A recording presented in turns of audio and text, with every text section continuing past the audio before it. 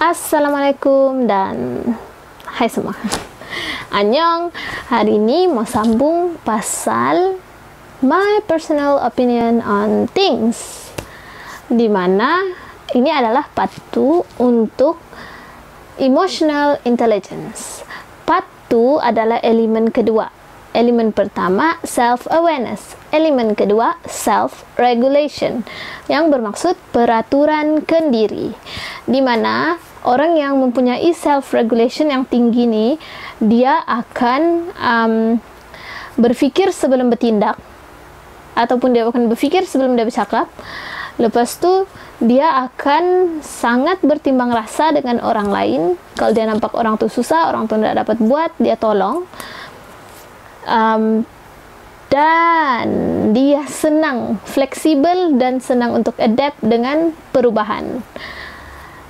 Dia tidak rigid maksudnya. Oke.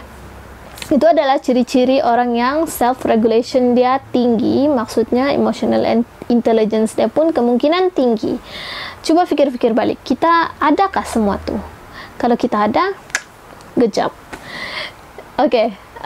Kalau kita belum mencapai ketiga-tiga antara ciri-ciri itu, ada 3 cara untuk kita meningkatkan kita punya self-regulation, peraturan kendiri diri kita. Pertama sekali, kita mesti cari tahu apa value diri kita. Kita berpegang kepada nilai apa dalam kehidupan kita. Contohnya, kita berpegang kepada nilai jujur, honesty is the best policy, ataupun kita berpegang kepada nilai baik, kindness. Maksudnya, be kind. You don't know everyone is struggle with their own battle. Begitu. Jadi dia sentiasa baik dengan orang. Tak kisahlah orang tu buat macam mana dengan dia. Orang tu tiba-tiba marah dia, tak puas hati tiba-tiba yang tiada point. Dia tetap baik. Sebab dia mungkin orang tu ada masalah, tapi dia terkasih tempias dekat aku. Begitu. Bertimbang rasa kan. Lepas tu, ataupun dia berpegang kepada berani kerana benar, takut kerana salah. Jadi, setiap kali dia nampak ada kesalahan ataupun ada kebiasaan yang tidak baik, dia akan cuba untuk ubah. Begitu. Okay, next. Itu satu.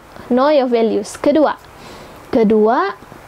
adalah always be accountable. Belajar untuk bertanggung jawab atas tanggung jawab, tugas, kerja yang kita buat, yang diberikan kepada kita. Jadi kita sentiasa bertanggung jawab. Jangan lepas tangan, jangan putus asa sebelum cuba buat.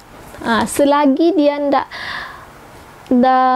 beyond our limits, tidak melebihi limit diri kita, selagi itu kita berusaha untuk bertanggung jawab atas segala perkara yang diberikan kepada kita lah. Oke. Bila kita bertanggung jawab, orang akan nampak, oh bagusnya ni orang, dia bertanggung jawab, dan kita punya leadership tu akan meningkat. Ketiga adalah kita belajar untuk lebih tenang. Practice on how to be calm. Bila kita belajar untuk lebih tenang, kita menghadapi konflik macam mana sekalipun, berapa banyak konflik pun berlaku dalam hidup kita, ataupun tiba-tiba kita berhadapan dengan konflik yang kita tidak pernah berhadapan sebelum ni, kita tetap tenang. Bukanlah bermaksud kita hipokrit kah, kita macam dia pura-pura tenang jadi, padahal dalam hati sakit hati tu. Tapi kan bermaksud begitu. Maksudnya kita wiser, kita lebih tahu yang kalau kita react ketika situasi itu, ketika konflik itu berlaku, akan jadi tambah teruk. Jadi kita tunggu masa yang tepat dan tempat yang betul untuk kita mengekspres our feelings, mengekspresikan perasaan kita tuh dengan cara yang betul.